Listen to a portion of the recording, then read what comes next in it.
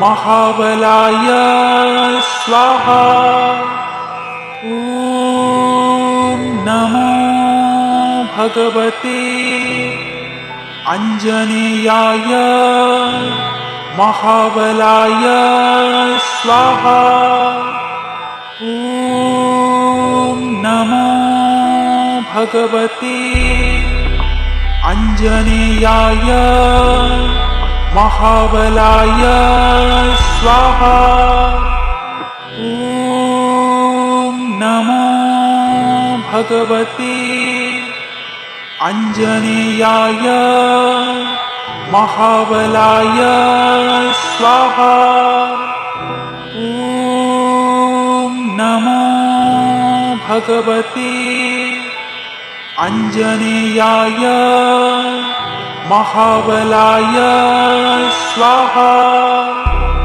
ॐ नमो भगवते आञ्जनेयाय महाबलाय स्वाहा। ॐ नमो भगवते आञ्जनेयाय महाबलाय स्वाहा। ॐ नमो भगवते आञ्जनेयाय महाबलाय स्वाहा। ॐ नमो भगवते आञ्जनेयाय महाबलाय स्वाहा। ॐ नमो भगवते आञ्जनेयाय महाबलाय स्वाहा।